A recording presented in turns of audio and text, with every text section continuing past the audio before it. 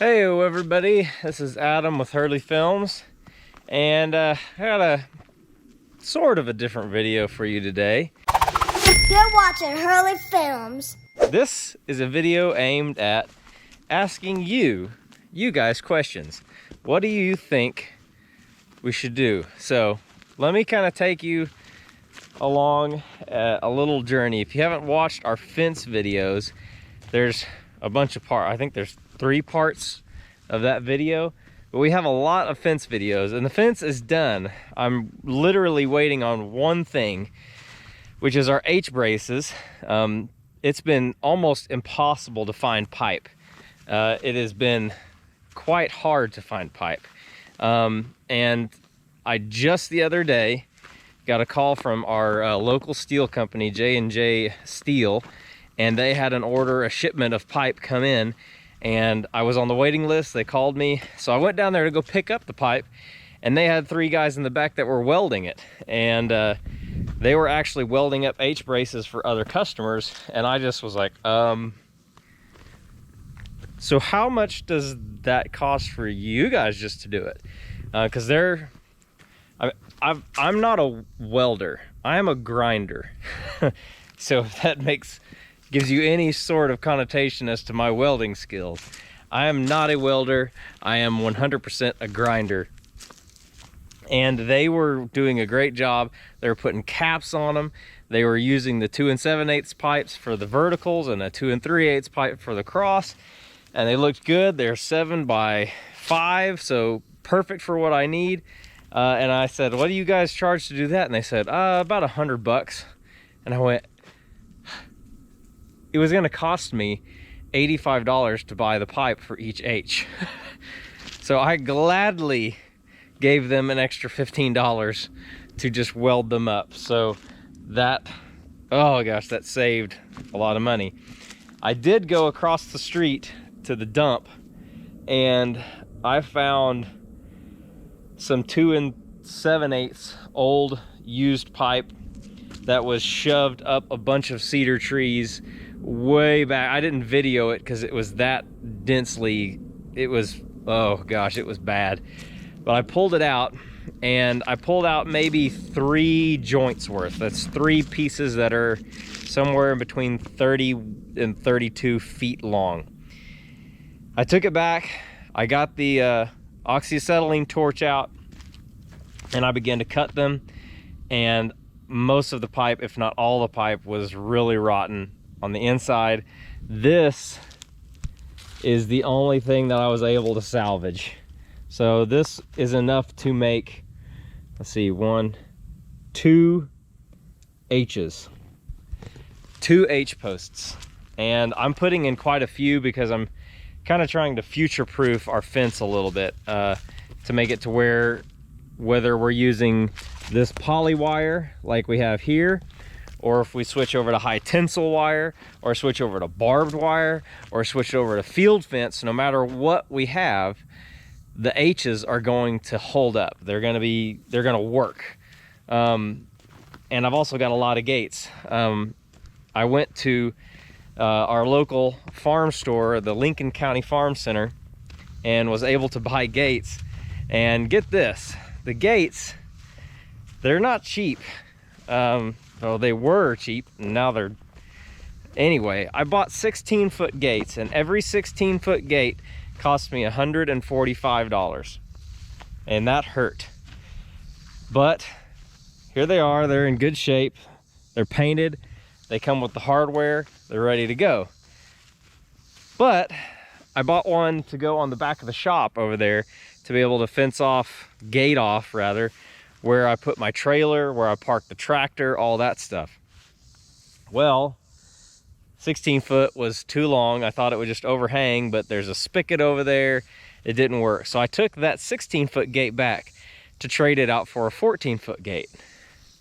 Somehow, some way, I ended up paying them $30 to get a 14-foot gate because the price of steel is going up that much.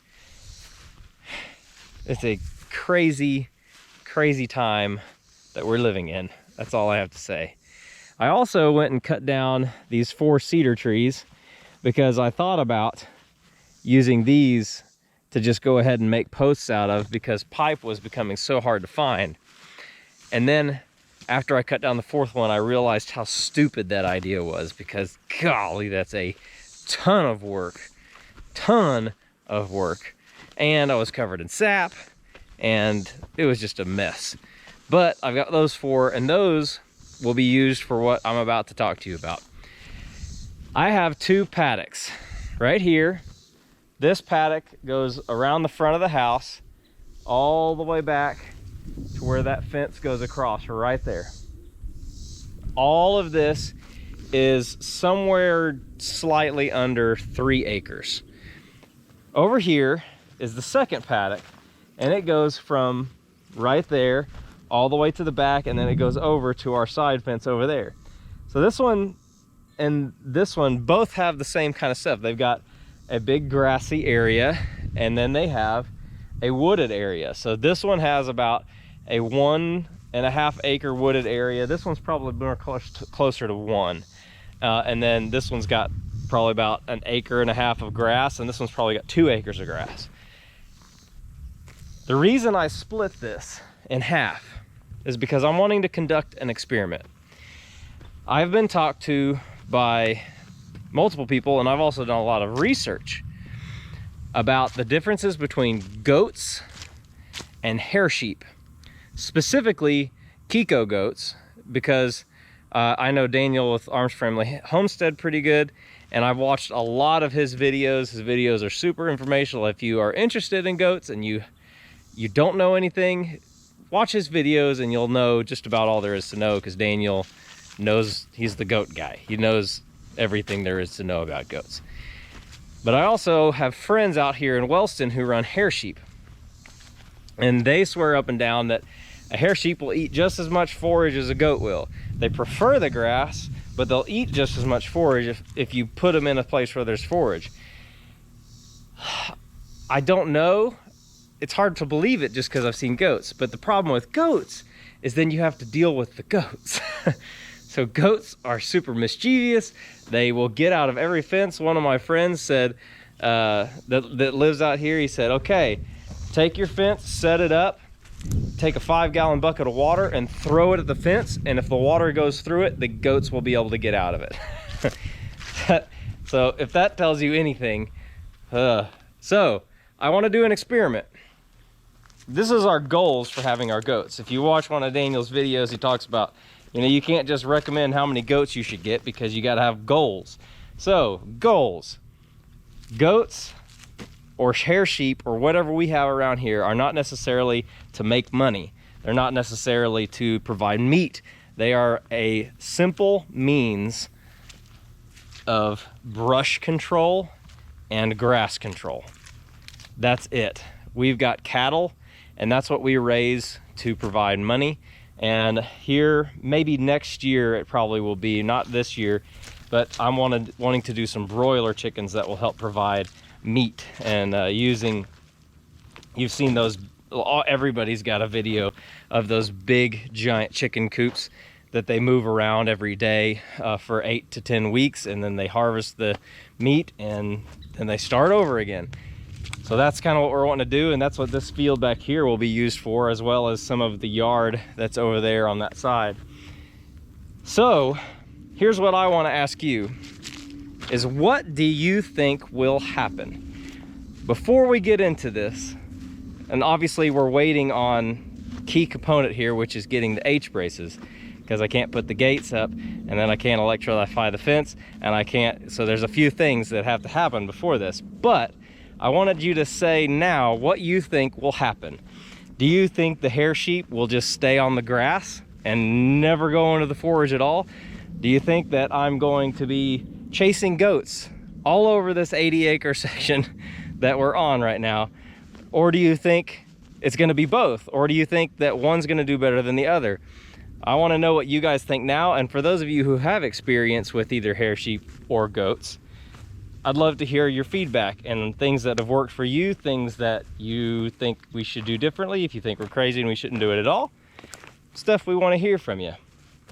But I can already tell you one thing, in the goat area, I can already anticipate that these wires are going to have to get closer together as well as lower to the ground.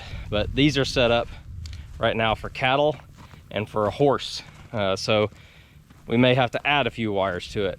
I did have to upgrade our electrical system a little bit as far as the power that goes to the gates, because there's just so much more. We have about 2.5 miles of fence if you are running it by just the wire itself, like, you know, 1, 2, 3, 4, like back and forth. We've got somewhere in the neighborhood of 2 to 2.5 miles. And just what we had wasn't going to cut the mustard. We were only putting about 2,000 volts out, and the cows were just laughing at it. They were using the cable to scratch their backs. But that's the question I wanted to pose to you today. It's just a short video. It's just me rambling on. Oh. Austin and Katie moved in, and apparently this was in their house, but now they have brought it over here. That is what my dad bought us for Christmas last year. And it's going to go right over there where that wood pile is once we get to move the wood pile, and we'll have some chickens, and they'll be able to run around and kind of free range in here before they get put up every night. And hopefully maybe we can get some eggs before it gets too cold and they stop laying eggs. Lots of things happening. I'm so anxious to just get some animals, to have the farm become a farm and not just a place that we have a lot of fence for no reason. We need to get a dog. We need, I think we may be getting a barn cat soon. There's a lot of things happening at once, and the house still isn't done, and deer hunting season is coming, and it just never ends. But that's the beauty of it. God's in control, and we will get to what we get to when we get to it. So let me know down in the comments what you guys think of the experiment that we're going to do. I even thought more about saying, okay, because right now the woods are divided equally in half. Like if I ran a hotline set from there over and then just ran another hotline set that went down the line and back around the trees again, then each set of animals would have outskirts of grass around everything, and then about 1.5 acres of forage a piece. I might do that too, just to see, okay, which of these animals is the better forager? Will hair sheep actually eat like this? And you know, we can conduct an experiment.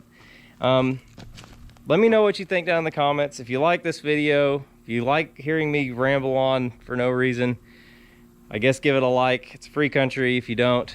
And if you're still here at this point, yeah, subscribe to the channel if you haven't, because we usually don't do this, but if you guys like it, maybe I'll come and talk to you more often. So I think that's all I got. I wanted to get that off my mind, and I'm excited.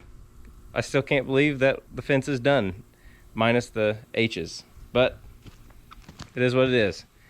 All right, I'm gonna stop talking now. Hope you guys are all doing well, and I will see you on the next video.